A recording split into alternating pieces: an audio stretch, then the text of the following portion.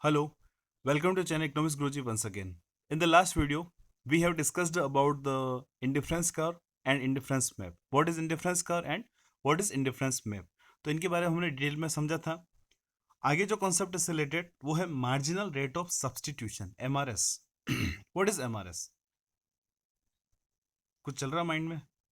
नहीं समझ में आया. तो MRS क्या है उसको हम यहाँ पर समझेंगे और डिमिनिशिंग MRS जो कॉन्सेप्ट है वो क्या है उसको हम डिटेल में यहाँ पर समझेंगे. तो अभी तक आपने पिछले वीडियोस को नहीं देखा है कि इंडिफरेंस कर्व किसे कहते हैं, इंडिफरेंस मैप किसे कहते हैं, what is indifference curve, what is indifference map, तो पहले आप उन वीडियोस को जरूर देखें.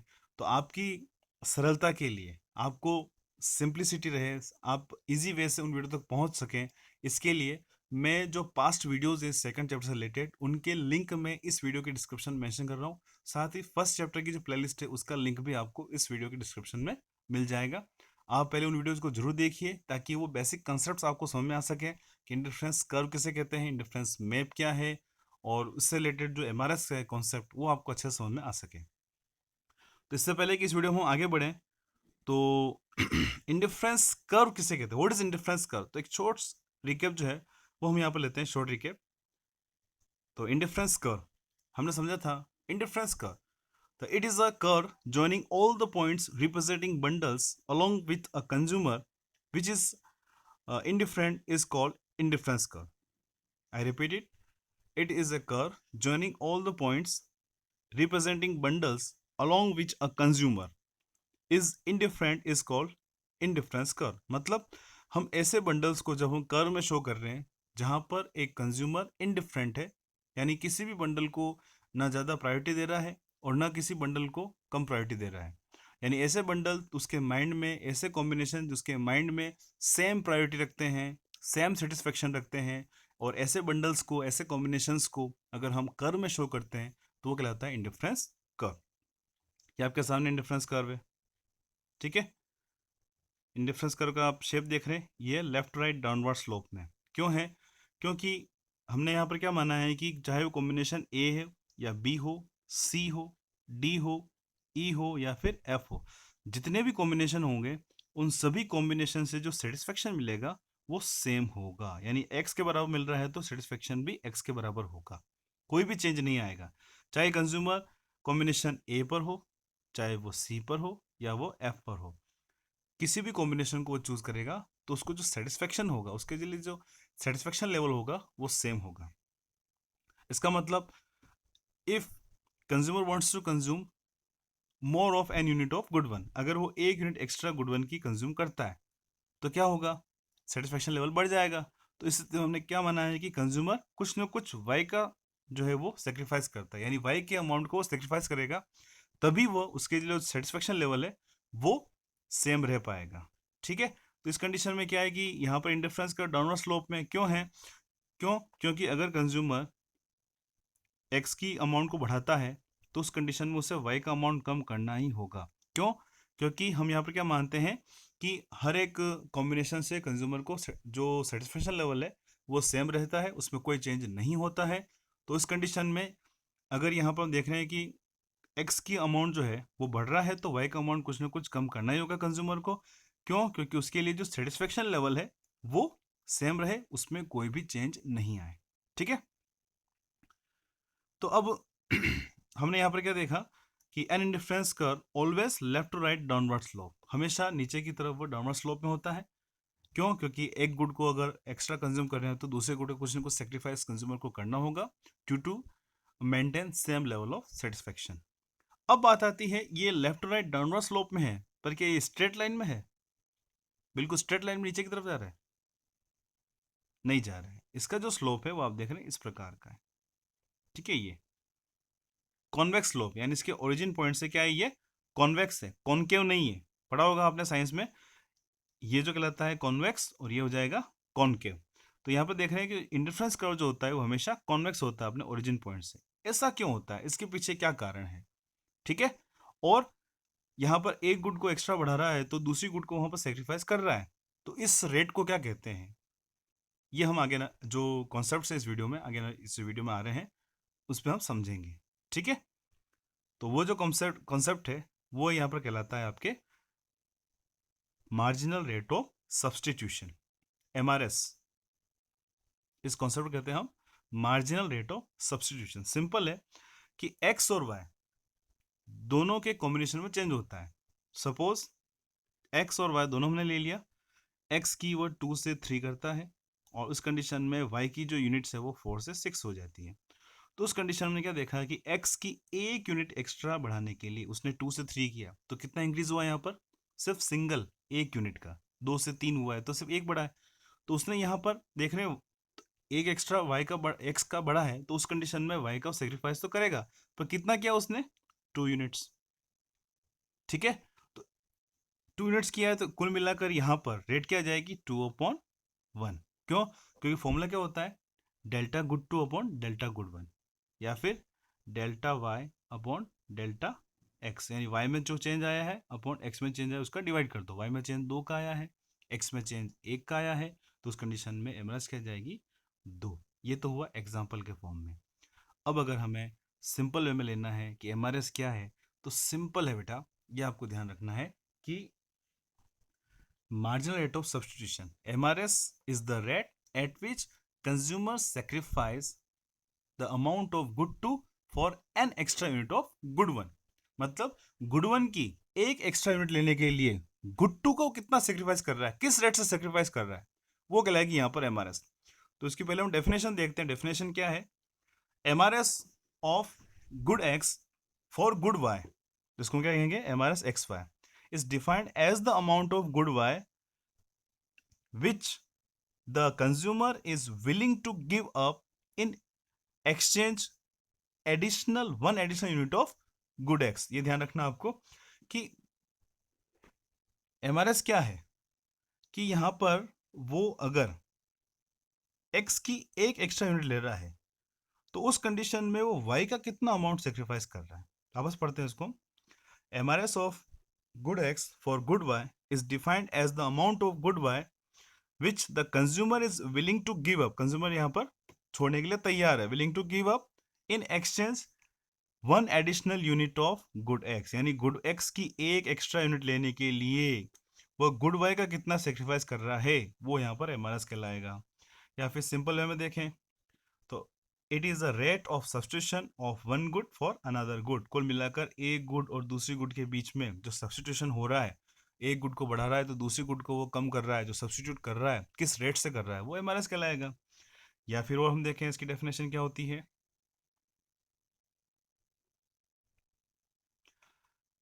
MRS is the rate at which the consumer is willing to give up for a unit of good 1 for good 2, यानी वो गुड 1 के लिए गुड 2 का या फिर गुड 2 के लिए गुड 1 का कितना सेक्रीफाइस कर रहा है, वो यहाँ पर MRS कहलाएगी।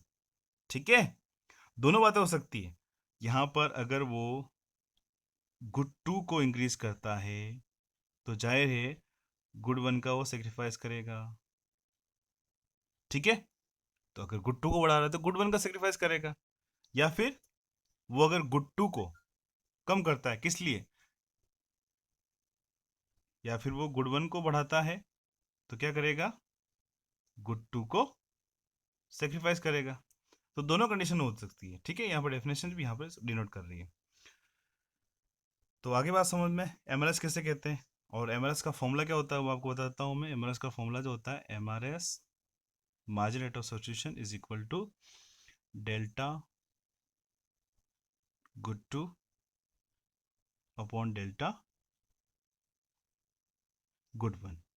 ठीक है, या फिर delta x upon delta y, या फिर delta y upon delta x. ये कब होगा? जब वो y को बढ़ा रहा है, x को सेक्रीफाइस कर रहा है। और ये कब होगा? जब वो x को बढ़ा रहा है और y का सेक्रीफाइस कर रहा है। ठीक है, तो इस कंडीशन में देखा कि MRS किसे कहते हैं। नाउ नेक्स्ट, डिमिनिशिंग MRS और y indifference curve are convex to its origin. अभी मैंने आपको बताया था कि एक इंडिफरेंस कर्व जो होता है वो कभी भी स्ट्रेट लाइन में नीचे की तरफ डाउनवर्ड स्लोप पे नहीं होता है, वो कॉन्वेक्स होता है, ये शेपली होता है। इसके पीछे क्या कारण है वो हम यहाँ पर समझेंगे। तो सिंपल है कि जैसे जैसे कोई कंज्यूमर किसी गुड को इंक्रीज करता है टेबल में देखते हैं। ये टेबल है आपके सामने कि कंज्यूमर जो है वो कमोडिटी एक्स के कंजप्शन को बढ़ा रहा लगातार, और कमोडिटी का वाई का जो कंजप्शन लगातार कम हो रहा है। क्यों हो रहा है? आपको पता है कि अगर एक गुड का कंजप्शन बढ़ेगा तो दूसरी गुड का कंजप्शन उसे कम करना ही होगा, due to maintain same level of satisfaction. एक इंडिफरेंस कर्व क्या बताता है, या एक इंडिफरेंस सेट क्या बताता है? इसमें जो भी बंडल्स होते हैं वो हमेशा सेम सेटिस्फैक्शन को रिप्रेजेंट करते हैं। ठीक है, तो यहाँ पर हम क्या देख रहे हैं कि एक एक गुड को इंक्रीज कर रहा है। 1 से 2 किया, 3 किया, 4 किया, 5 किया और 6 किया। तो यहाँ पर एक एक के डिफरेंस से आगे बढ़ रहा है। पर वाई का देखिए, सेक्रीफाइस तो हो रहा है पर कह रहा हो कितना हो रहा है? पहले हुआ 5 यूनिट्स का, फिर हुआ 4 का, फिर हुआ 3 का, 16 से 13 हो गया, फिर 13 से 11 हो गया, 2 का, फिर 11 से 10 मतलब 1 का। तो लगातार क्या देख रहे हैं यहाँ पर, वाई का सेक्रीफाइस तो हो रहा है, पर हर एक एडिशनल यूनिट के लिए एक्स की वाई का वो पहले से ज़्यादा सेक्रीफाइस कर रहा है। वो हम यहाँ पर समझ सकते हैं इस टेबल में। जो थर्ड कॉलम है एम का जो फॉर्मूला है, M is equal delta y upon delta x. Delta y upon delta x क्यों लिया? क्योंकि यहाँ पर वो एक्स का कंजप्शन बढ़ा रहा है और वाई का कंजप्शन वो कम कर रहा है। ठीक है, तो देख रहे हैं आप यहाँ पर फर्स्ट, हम अगर एम एस एक्स वाई लें तो मतलब वाई में चेंज कितना आया? 5 यूनिट्स का। एक्स में चेंज कितना आया? 1 यूनिट का। फिर 4:1, फिर 3:1, उसके बाद 2:1, 1:1। तो कुल मिलाकर यहाँ पर क्या देख रहे हैं कि y का सेक्रीफाइस हो रहा है। किसके लिए? x के लिए। हर एक एडिशनल यूनिट x के लिए y का सेक्रीफाइस हो रहा है, पर पहले से कम। पहले उसने कितना किया? 5 यूनिट्स, फिर 4 यूनिट्स, फिर 3 यूनिट्स, 2 यूनिट्स, 1 यूनिट्स। लगातार कम हो रहा सेक्रीफाइस। और फॉर्मूले से अगर उसको फाइंड करें, 5:1 है तो आंसर आ जाएगा 5, 4:1 है तो आंसर हो जाएगा 4, 3:1 है तो आंसर क्या हो जाएगा? 3, 2:1 है तो आंसर क्या हो जाएगा? 2, 1:1 है तो आंसर क्या हो जाएगा यहाँ पर? 1। तो कुल मिलाकर यहाँ पर एमआरएस क्या हो रही है? डिमिनिशिंग ट्रेंड में। पहले 5 थी, 4 हुई, 3 हुई, 2 हुई और 1 हो गई। ठीक है, तो ये हमने यहाँ पर टेबल में समझा। इसकी जो डेफिनेशन बनती है क्या बनती है? सिंपल सी, कोई दिक्कत वाली बात नहीं है। Diminishing MRS, the amount of good two, या फिर y the consumer is willing to give up for an extra unit of good one. ठीक है, गुड टू का जो अमाउंट है किसके लिए? गुड वन के लिए। Declines as the consumer as more and more amount of good one. यानी जैसे जैसे कोई कंज्यूमर गुड वन के अमाउंट को बढ़ाता है तो जाहिर है गुड टू का जो अमाउंट वो लगातार कम करता जाए। Willing to give up for an extra unit of good one declines. Main बात क्या है यहाँ पर कि गुड वन को बढ़ाने के लिए, गुड वन को बढ़ाने के लिए गुड टू का सेक्रीफाइस होगा। ठीक है, पर पहले से ज़्यादा। हम देखा यहाँ पर टेबल में। या फिर दूसरी डेफिनेशन क्या बनती है इसकी? Diminishing MRS means per every additional unit of good one a consumer is willing to give up less amount of good two. मतलब गुड वन को बढ़ाने के लिए गुड टू का जो सेक्रीफाइस करेगा पहले से कम करता जाएगा। ये आपने इस टेबल में देखा अभी। ये इस टेबल में हमने देखा कि हर एक एडिशनल यूनिट एक्स के लिए वह वाई का सेक्रीफाइस कर रहा है, पर पहले से ज़्यादा। पहले 5 हुआ, फिर 4 हुआ, फिर 3 हुआ, फिर 2, फिर उसके बाद 1। ओके, तो अब इसको हम कर्व से भी समझ सकते हैं। कर्व आपके सामने है, सिंपल है, कोई दिक्कत वाली बात नहीं है इसमें। जो कॉम्बिनेशन थे उन कॉम्बिनेशन को हमने यहाँ पर पॉइंट में डिनोट करके फिर उनको आपस में मिला दिया, तो हमें यहाँ पर इसको एक कर्व मिला, वो कहलाएगा इंडिफरेंस कर्व। अब क्या देख रहे हैं हम कि एक एक्स्ट्रा यूनिट एक्स के लिए, मतलब बी जी के बराबर, अगर वो एक्स को बढ़ाता है तो वाई का सेक्रीफाइस करेगा किसके बराबर? ए जी के बराबर। ठीक है, यानी पॉइंट बी पर एमास क्या हो जाएगी? Delta y upon delta x. Delta y क्या है? A G. डेल्टा एक्स क्या है? B G. इसलिए हमने ए जी अपॉन बी जी किया। अब उसके बाद हम कंपेयर करते हैं नेक्स्ट पॉइंट सी पर। पॉइंट सी पर देख रहे हैं सेम अमाउंट एक एक्स्ट्रा यूनिट के लिए, यानी मतलब सी एच अगर वो एक्स को बढ़ाता है, सी एच एक्स को बढ़ाता है तो उसे वाई का सेक्रीफाइस करना होगा। पर कितना कर रहा है? बी एच के बराबर।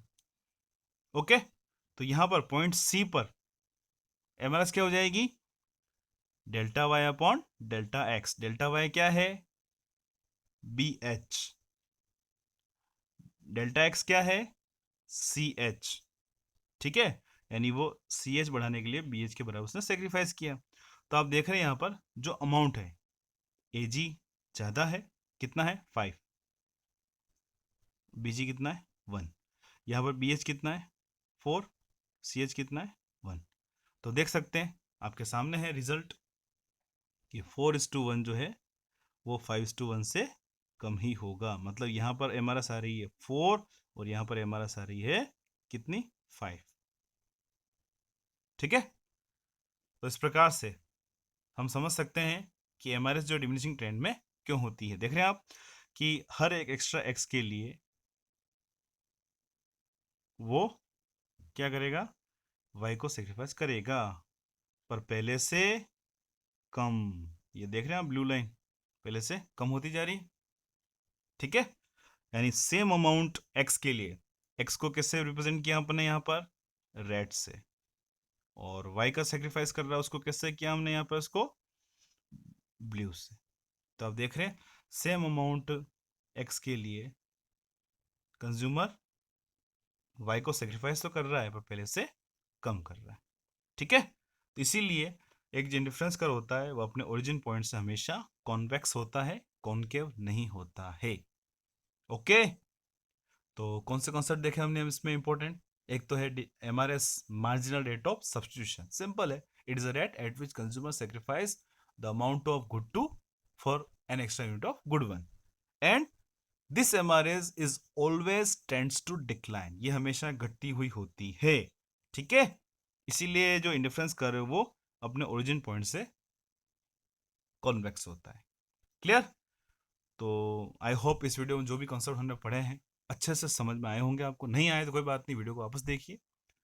और मैंने जैसा कि आपको बताया था स्टार्टिंग में, पिछले वीडियोस अगर आपने नहीं देखे हैं तो उनके लिंक मैं इस वीडियो के डिस्क्रिप्शन में मेंशन कर रहा हूँ, तो आप वीडियोस को जरूर देखें ताकि ये जो कॉन्सेप्ट इस वीडियो में हमने देखे हैं वो आपको अच्छा समझ में आ सके।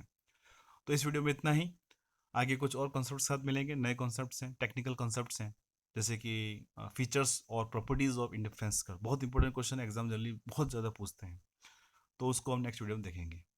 तो इस वीडियो में जो भी कॉन्सेप्ट हम समझे हैं, आपको समझ में आए हैं, तो इस वीडियो को लाइक जरूर करें, नहीं आए तो डिसलाइक करें, कोई दिक्कत नहीं। और जो भी कमेंट अगर आपके माइंड में आता है तो कमेंट बॉक्स में कमेंट जरूर करें। ज़्यादा से ज़्यादा वीडियो को शेयर करें अपने फ्रेंड्स में भी, और इस चैनल के आप नए व्यूअर्स हैं तो चैनल को सब्सक्राइब करना ना भूलें, ताकि आपको जो भी नए वीडियोज़ हैं उनकी नोटिफिकेशन जल्दी से आपको मिल जाए और आपको बिना किसी दिक्कत के अच्छे से कॉन्सेप्ट, अच्छे से वीडियो आपको मिल जाए। तो इस वीडियो में इतना ही, मिलते हैं नेक्स्ट वीडियो में। Thank you, thanks for Guru ji, bye bye.